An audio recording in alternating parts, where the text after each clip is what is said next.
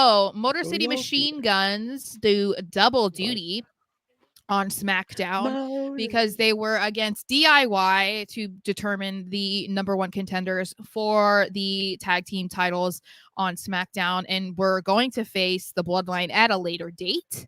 But instead, the Bloodline 2.0 come out and they're like, how would you do it tonight? And Nick Aldis is like, no, I am not going to allow this to happen to my good friends from Impact. And they were like, no, we're doing it now, buddy. And I was here for it, okay? Because I was like, hey, boys. Hey, MCMG, what's up?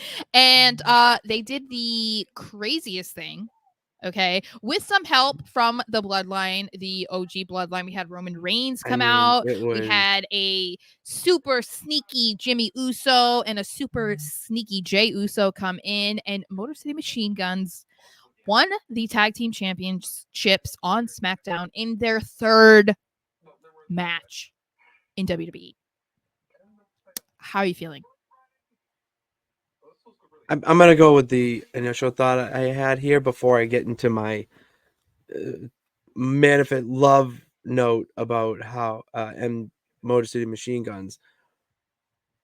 Triple H is now taking something from the Attitude Era that is going to become his signature. Like, this is going to be a signature thing in this new era. And I'm going to call them attitude endings. Okay. Where it's a moment like this championship match, big names like Bloodline, Motor City Machine Guns, different stories, all that.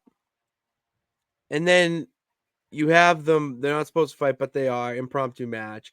Good match, too. Mm-hmm. And then you have the Uso come out, Jimmy to start.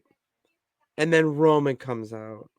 All right. And then Jay, like, you see him get interference, and it's all just, it's building. The crowd is, you're waiting for that moment when then Motor City Machine Guns hit the finish. I don't know what their double finisher signature move is called. I forget. Someone in the comments, someone in the comment section could tell me, that'd be awesome. But they hit that, and then the crowd erupts. Mm-hmm. You get the Motor City Machine Guns winning the tag titles in their third match.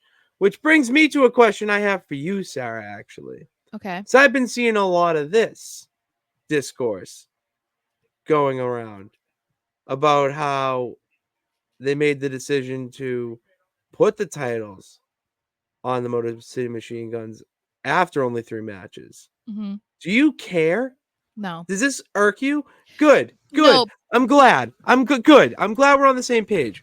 So it is very Vince-esque, I would say that. So if that's what people are complaining about, I get it. It's like, but like, I don't hate it because I really feel like the Bloodline never should have won the tag titles to begin with. I hated it from the start. I hated that they took them off DIY.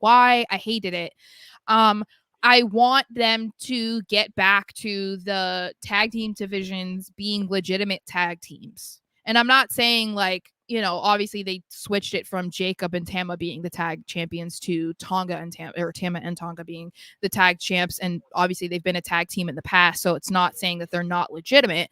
But when we're talking about what's been going on in WWE, and with the Bloodline 2.0, they haven't really been doing like tag team-y stuff. You know what I mean? And it's like, I don't want it to just keep being like, oh yeah, let's just put it on them. It's like, no, there was a reason why Motor City Machine Guns were brought in and put on SmackDown. And it was to revitalize the tag team division. So what better decision than to put the tag titles on them, and then you put them in matches with DIY, with the Street Profits, with A-Town Down Under, with Pretty Deadly, with whoever.